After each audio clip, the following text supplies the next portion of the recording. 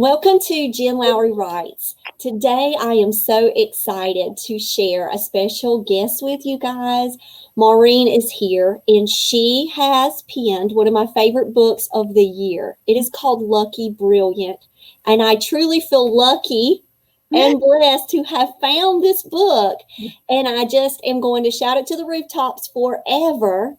And thankfully, Maureen is here with us to share about the story. So Maureen, welcome. Thank you so much, Jen, for having me on your show today. I really appreciate it. I'm just going to hold up the book so they can see the cover. Love it. So Maureen, tell everybody a little bit about you.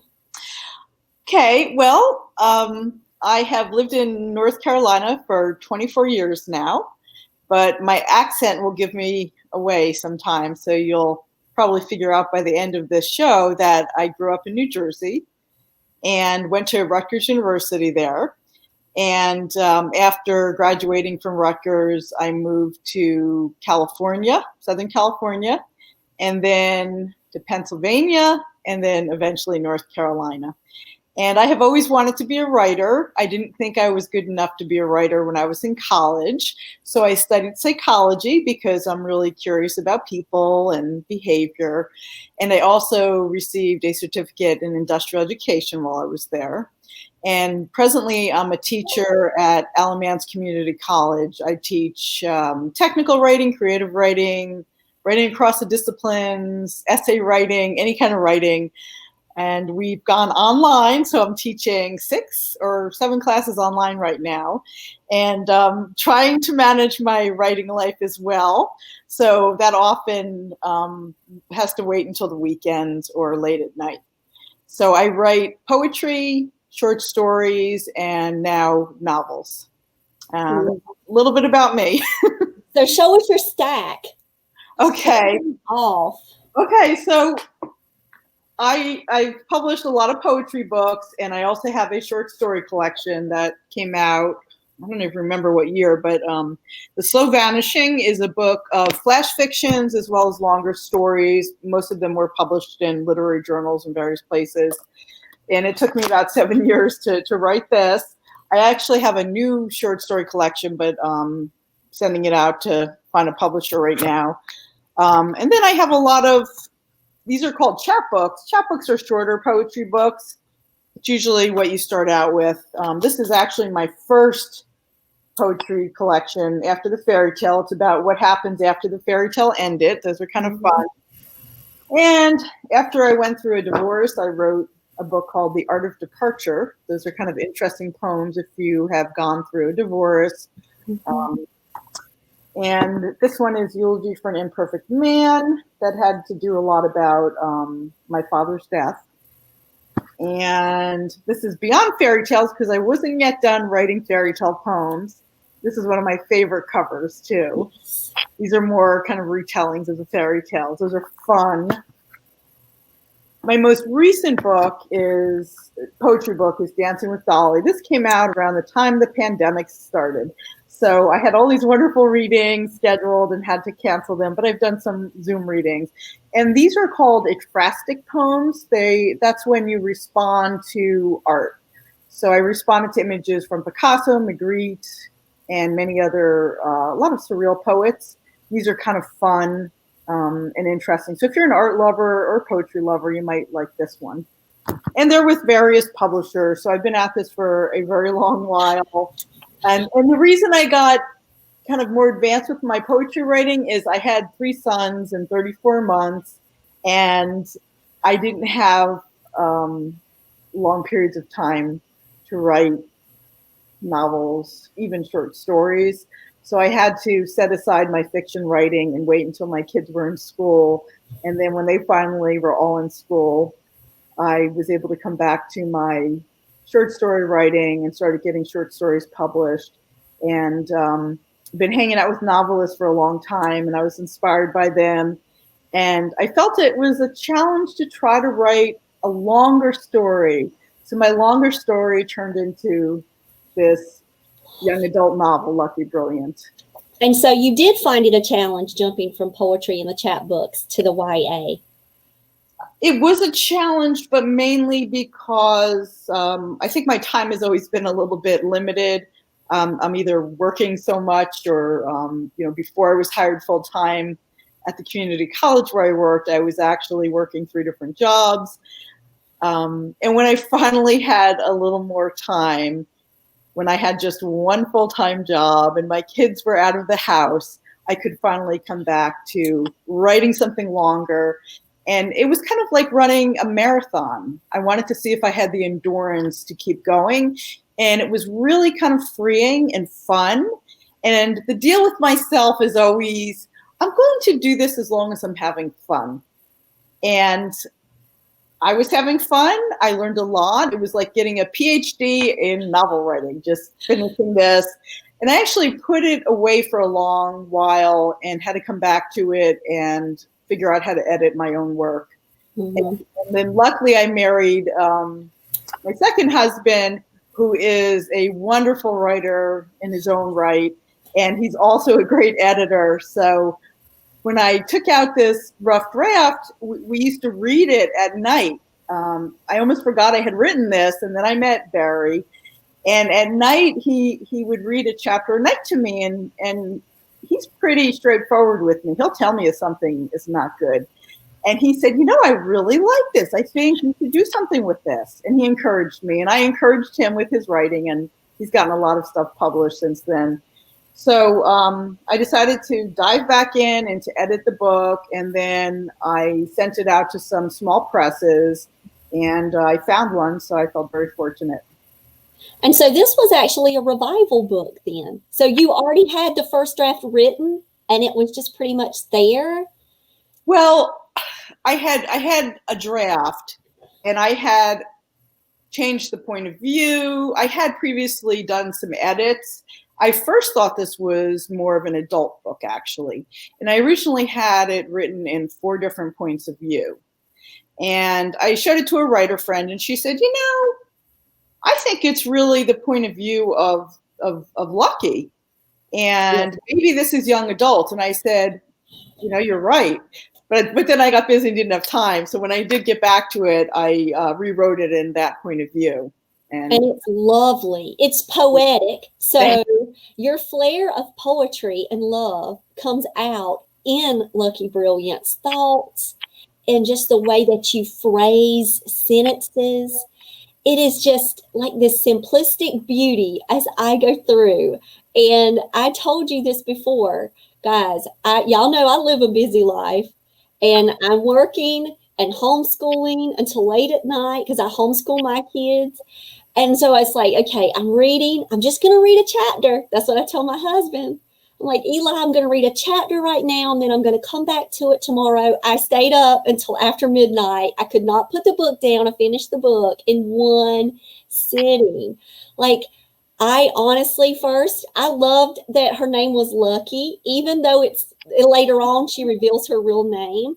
But I was like, I just love the name Lucky. It's so unique. And then when I started to go through her story, I could feel her. Mm-hmm. So going through that POV allowed me to feel her. Mm-hmm. That's like I felt when she was hungry. Yeah. I felt when she was sad, when she was worried, when she was trying to carry grief. I felt all of those emotions with her. And so I felt like that was a special journey that young adults can go through and really connect with your character. Mm-hmm. Yeah. I think that young adults need to read about some things they're going through. And I think neglect and hunger are issues that teenagers are afraid to talk about. As a kid, I grew up in a tough household, and I think it's important to be able to have people that relate to you.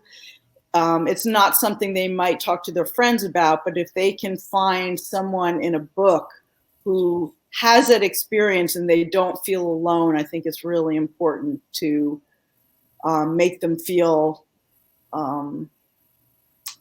less isolated. Like it's okay, and maybe things will turn out later and they'll get through this also. Yeah.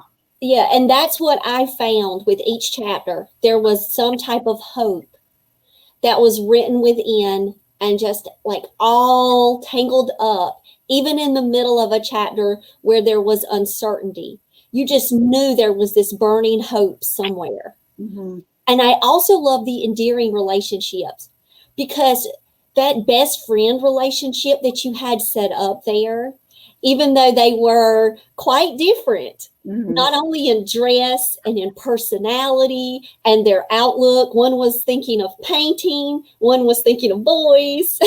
Yeah. I mean, I love it. I loved that relationship. It felt like such a real friendship. Mm-hmm. Mm-hmm. And there was no jealousy, the animosity, the girl backbiting, friendship, relationship kind of drama. It was just showing that there can be true friendships, enduring friendships between young adults where they can support one another and lift each other up. Yeah. And even if you have one friend as a teenager, that can be so very impactful in your own life. Her friend and her friend's family kind of looked out for her and fed her. And there was also the character of Mr. Keene, the kindly older neighbor. And I actually based him loosely on a neighbor that I had. There was this older couple in my neighborhood in New Jersey, and they had no children. And this neighbor used to let me sit outside. I think it was on his front lawn. He'd be sitting out there on a lawn chair, and I'd come and join him. And he used to read The Wizard of Oz to me. And it was so nice having this wonderful, caring person with this deep, great reading voice share that with me, because I love to read. And I think it's important that kids have mentors like that. And I wanted to bring, and he's quite different in my book, of course, and but that was sort of the kernel of creating the character of Mr. Keene. But I love how you're able to honor him in that way, honor a past memory in that way. And I loved Mr. and Mrs. Keene. I love them both. Do you know what okay, so I'm skipping a little bit. I want to tell you something first before I forget it, to say it to you. But Eva is my aunt's name. But we never called her Eva. And it's funny, we called her Aunt Ever, like Ever, really long with an on the end. Yeah. And so I am sorry, but when I read her name, she was Eva throughout the whole thing. I could not distinguish between that Eva and that Ever. So I was just like, forget it. It's in my own head. I can call her whatever I want. Yeah, that's fine. But I loved it. But with the relationship with the neighbor, Kate DiCamillo is one of my favorite authors. And it reminded me so much of Because of Winn-Dixie and how that community, the neighbors and the welcoming of the neighbors, it was just such a way where kids today may not connect with the people that are right very beside them. Mm-hmm. They may not take the time to say, well, who does live next door? Mm-hmm. How could I help this person? Right. What could I do for this person? To, not only just make the pocket change or to do that or to go and be able to buy food or whatever, but how could I just spend time with this person and fill their life too with something magical, which is the gift of time. Yeah. And so I love the integration of the neighbors in the story. Now, Silas was my guy, and I'm telling you. I love the Silas character. This whole sweet, budding, innocent romance that just starts. It gives also youth an understanding that when things can be horrible and when things can be devastating, there are pockets of light that can shine through. Yeah. Yeah. And Silas was a pocket of light to me. A light you felt literally a pocket of light. That's all I'm going to say. No spoilers. It was a challenge. So Silas is a character who because of a big incident that happens in the book previously, it has lost the ability to speak. So it was a challenge to create a love interest character who cannot speak. But in a way, it was the perfect love interest for Lucky because she needed someone to listen to her. And even though her friend Ava is wonderful, Ava's quite chatty. And, she kind of takes the spotlight. So Silas, because he is silent, like his name, Silas, he's caring in a quiet way. And he comes along. I mean, he lives near her, so he's always been there. But I wanted to develop that so that she would have another person in her life to listen to her. But he was present. But he was present, yeah. He was present. Yeah. And you could tell even early on, or I was like, oh, this is going to get really good. Like, this is going to get really good. And I love all of the dynamics coming at me at once. And I think that is the magic of the page turner. Yeah. Is because you had all of these mysterious elements in there with the enduring friendships and the sweet romance, but then you're having the family turmoil and the breaking apart of a home. And then you've got her abilities showing up. Okay, my husband tells me no spoilers. Don't ever do this when I interview. So I don't want to give too much away. There's a little bit in the blurb there, so I don't feel too bad about just saying the abilities there.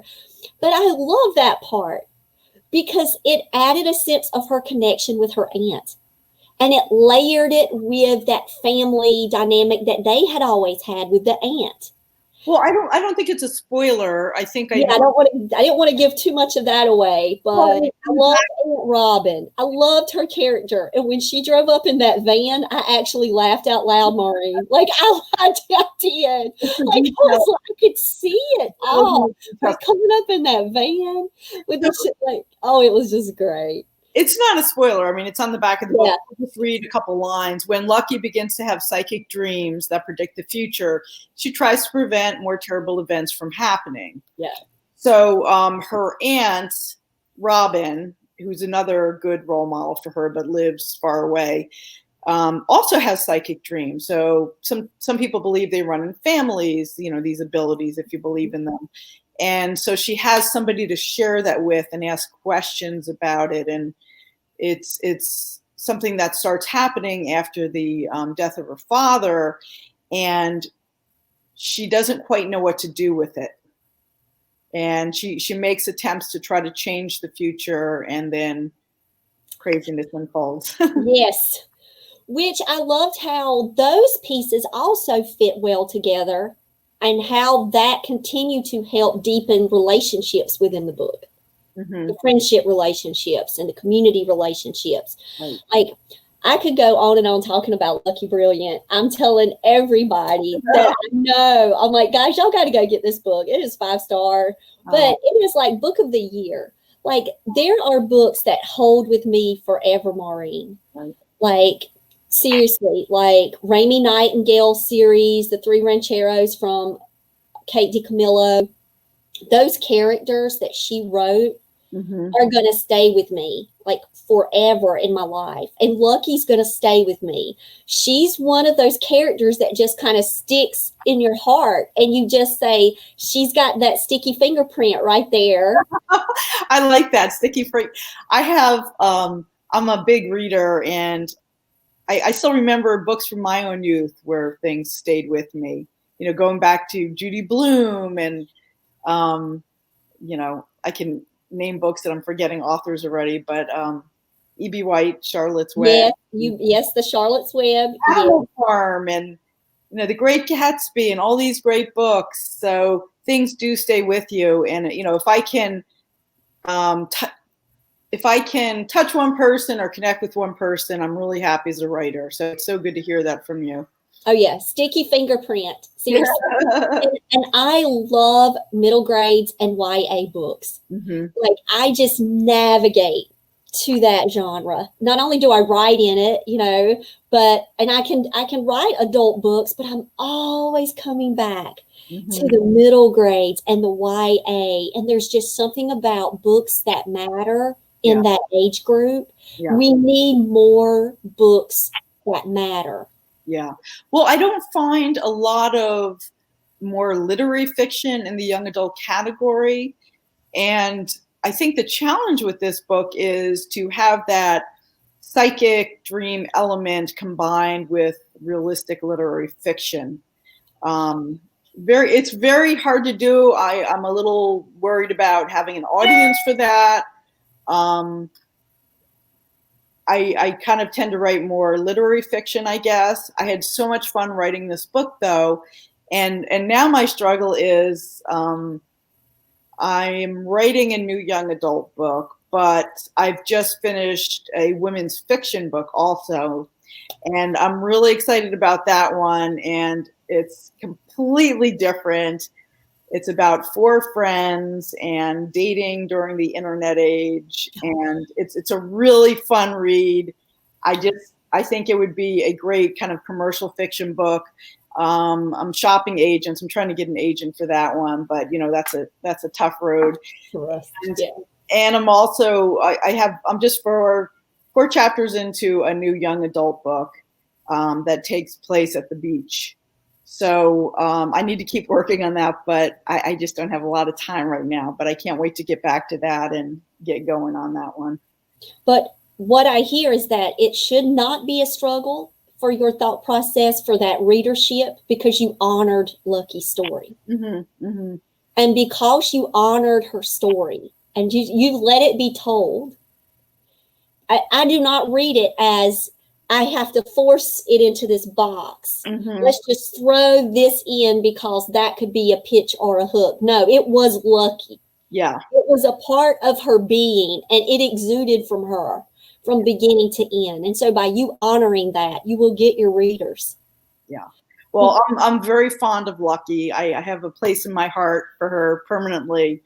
And I kind of miss her. It's kind of sad when you finish writing a book and editing a book, and then, you send your child out into the world and hope it finds a place on people's bookshelves and in people's hearts.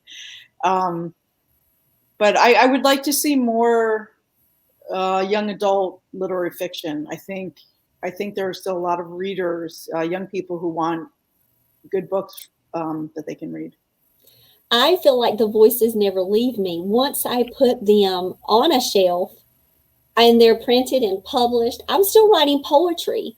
Mm-hmm. for a book that I wrote in 2007. I wrote Sweet Potato Jones in 2007, and I still have voices in my head. And so this week I'm writing a poem from one of the males in there, and I'm like, okay, I'm sitting here writing about maize right now, and last week I'm writing poetry that's from Sweet Potato, and I'm like, guys, I'm in my book right now. Y'all won't leave me alone. What are you doing in my So I'm just writing bunches and bunches of poetry still, because their voices and their presence, that whole spiritual essence of them somehow is just kind of glowing around me. And they're like a beacon, and I got to go to the poetry for them while I'm editing a middle grades fantasy right now. I'm like, I'm really working with these fairies. Can you leave me alone? And they're like, no. I was telling some writer friends that when I was writing my new women's fiction book, that I had a character who kind of started talking to me, because I had decided it's about this one character gets into trouble and he knows he's going to go to jail.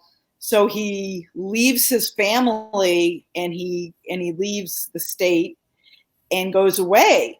And one night I hear this voice in my head, and it's this character saying, I want to come home. I miss my family. I'm like, what? And I tell my friends this. And so one of them's like, that's kind of weird, Maureen. I don't hear my characters talking to me. And then my other friend said, oh yeah, my characters talk to me all the time. And I listened, and I actually let him come home, because that's where he wanted to go. And it made the book more interesting. Yes, because you honored him. You allowed him to have a headspace. Like if you actually tell your characters, okay, we're open for business now. Yeah. They don't understand the closed sign. They'll come and get you at any time of the day or night and say, wait a minute, what did you do? I want to come home. Yeah. Trust me, Maureen, I'm feeling that process. Mm-hmm. Now, in the past, I've always just sat in front of a screen and I've just started to type. I'll either have a dream or I'll just have this person that won't leave me alone in my head. And I'm like, okay, sweet potato, what do you got to say? Or any of my other characters. I kind of know just a little snapshot of who they are. How did it start for you with Lucky? Was it Lucky? Was it the dad story? Where did it kind of start to take shape for you?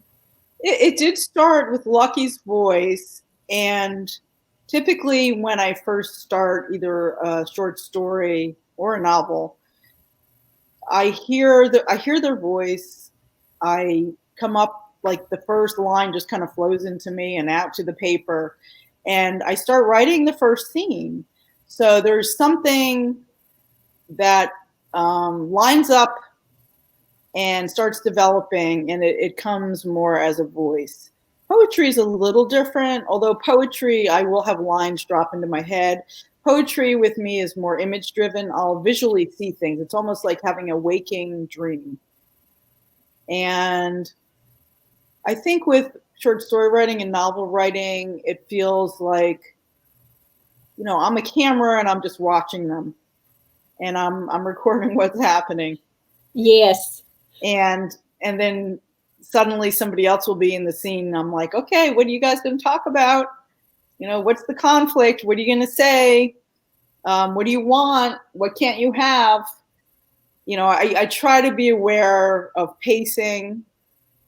To have good pacing in a novel, especially, I think you have to know your characters inside out. You have to know their internal world and their external world. What are the things that they want internally that they cannot have? And you have to keep throwing rocks at your characters. What are the obstacles that you keep throwing at them? Just when one problem's about to be solved, another problem happens. So keep throwing. When I teach creative writing, that's what I tell my students. Put your character in a tree and keep throwing rocks at them. And that actually sounds pretty cruel, but I will say that usually we let it be okay in the end. But it is kind of like what we put our characters through is a little bit of a torture sometimes. Well, there'd be no story to tell if they're in the tree and they got everything they want. I tell my students that. I say, first imagine you're in this classroom and the door is shut. And the bell, if there's a bell, the bell rings, you open the door, you leave, you stop and see a friend, you go home, you go to sleep. Why is that worth telling? It's not.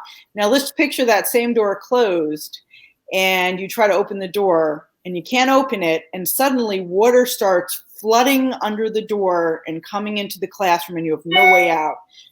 We've brought on, the problem, the conflict, the main event. So that is an obstacle you have to set up right away so that we want to keep reading the page.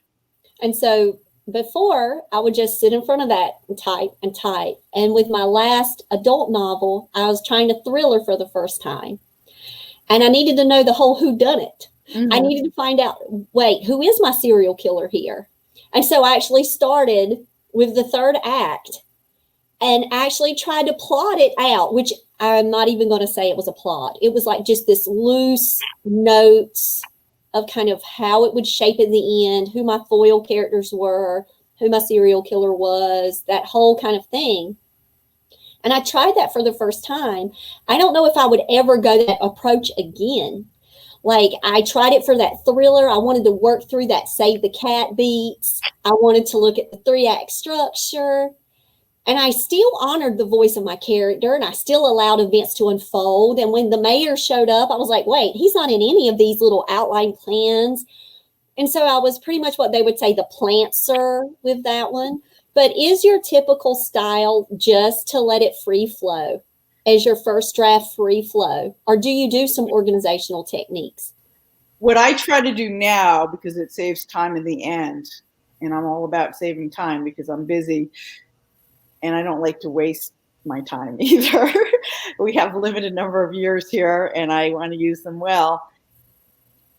So what I try to do is list plot points throughout my book, and I have a page for each character. And I ask myself for each chapter, what is it I want to accomplish with this character, these characters by the end of the chapter? Something has to happen, and something has to make us want to keep reading.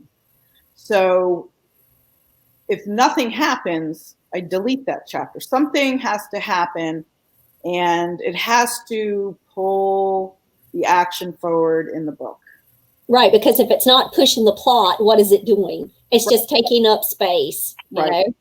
Yeah, so I write down plot points, and I try to kind of list out chapters, what the internal and external conflict would be in the character or characters. I try to list events too that will work with the plotting.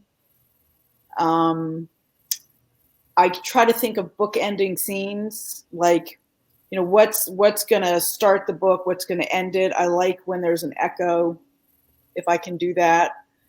But I want to list sort of action points that have to happen in each chapter. And it takes a lot of pre-work and note-taking and thinking. I do a lot of just brainstorming. Once again, my husband is a great sounding board.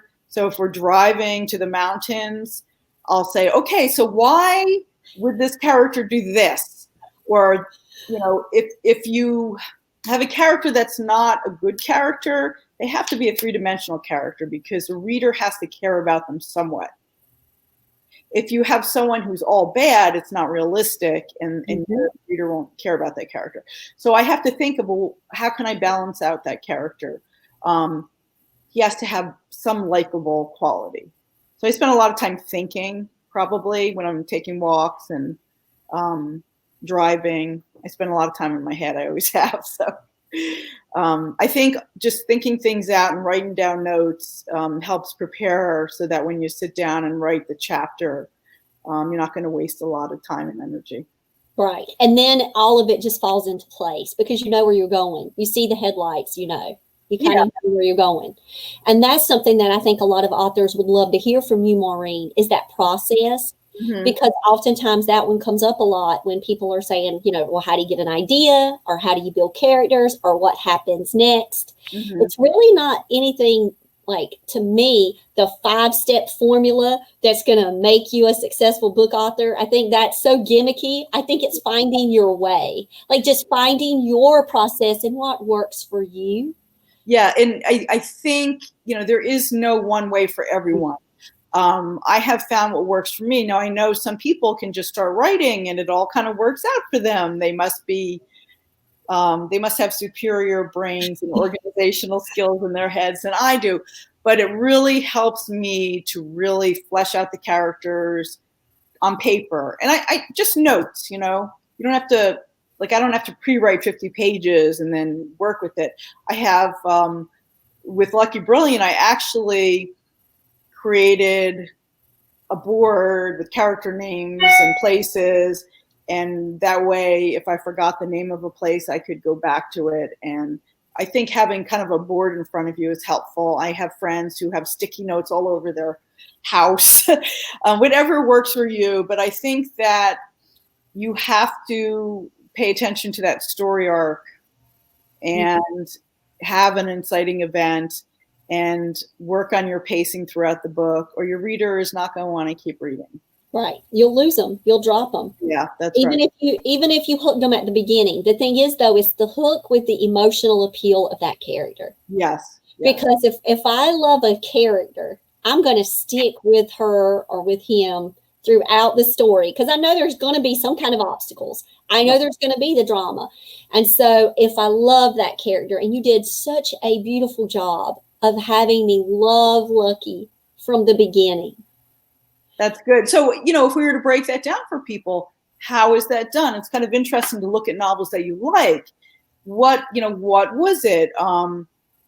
Do we care about someone more because they have a cat or a dog, because they're kind to children and animals?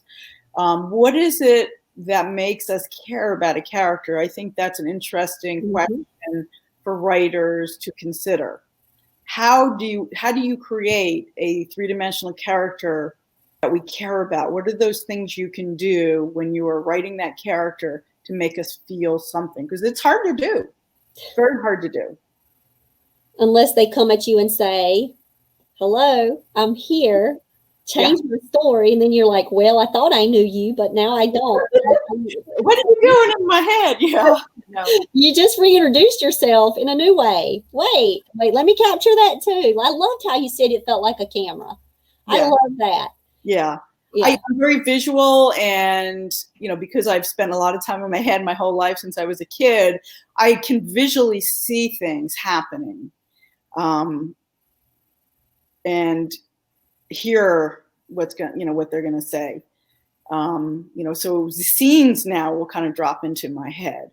But whatever way you get in touch with your characters and create the plotting and everything else, stick with it. It's a long haul. It's a real long haul. Speaking of that, what advice would you give to aspiring authors out there, authors that are just making this journey, penning their first words or poetry? What advice do you have for them, Maureen?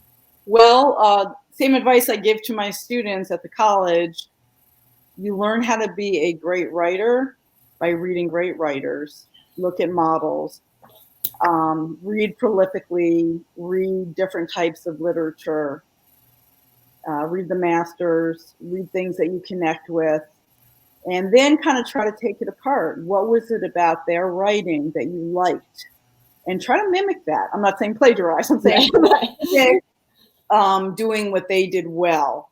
And you have to write a lot. So I'd suggest keeping a journal and writing every day, trying to write something short, keep a journal of your ideas, your thoughts, character building in journals, and go to other writing events, participate in community readings at indie bookstores, and form a writers group or join a writers group. And you can meet by Skype these days or whatever, Zoom.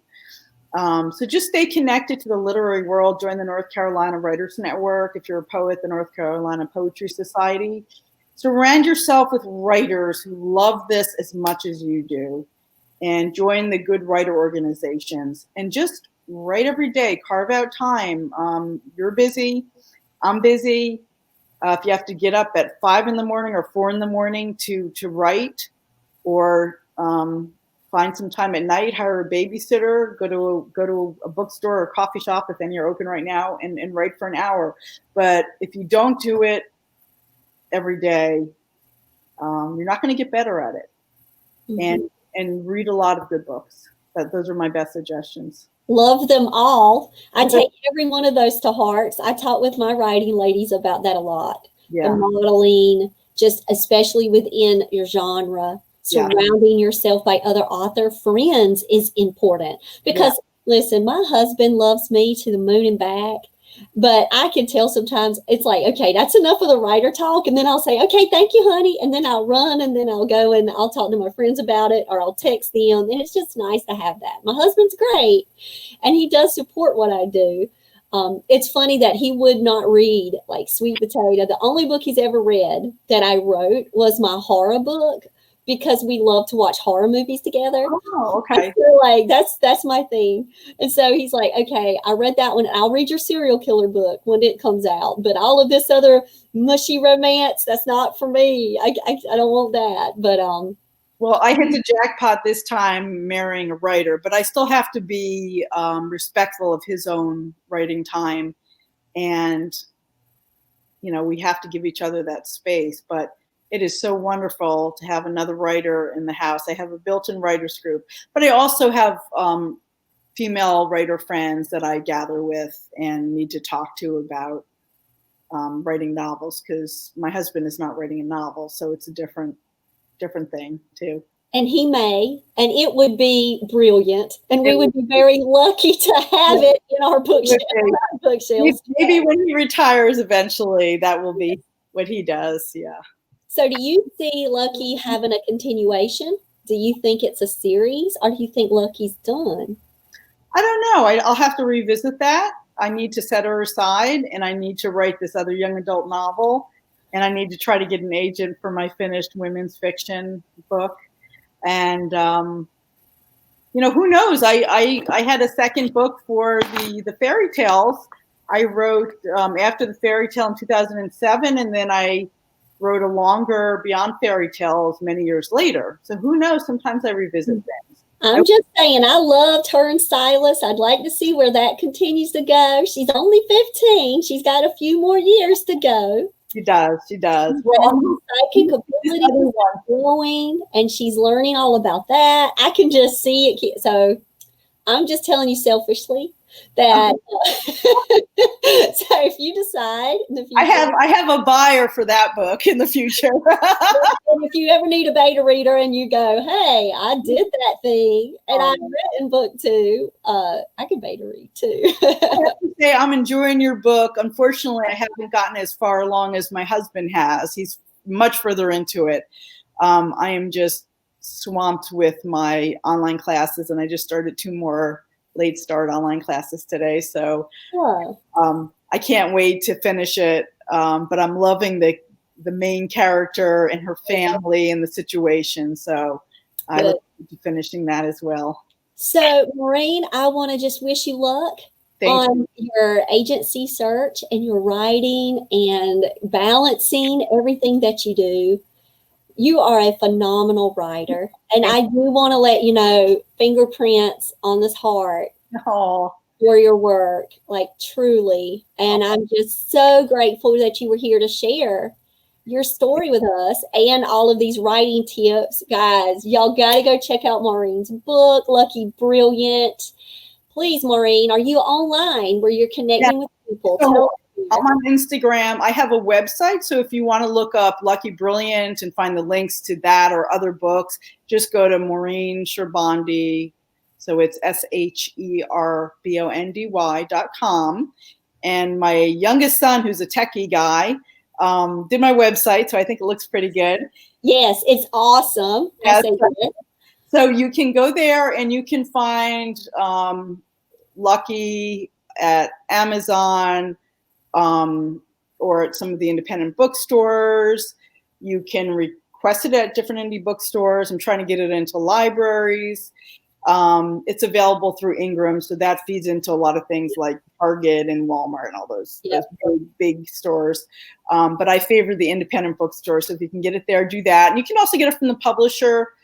If you want an autographed copy, I have some author copies, and I won't charge for shipping. I can send it to you. So just write me an email through my website. There's a link where you can, there's a contact form, and just tell me you heard about it from your podcast, and it'll just be the cost of the book, and then I can send it to anywhere in the United States. Awesome. And so I will drop your links down below in the description so that way everybody can have it. But Maureen, just thanks again for spending time with me this afternoon and carving out this little special space for us to share our love of books and Lucky. Just wish you much success in the future. Thank you, Jen. I appreciate it. You're so welcome. All right. Bye, guys. Bye. Bye, Maureen. Bye.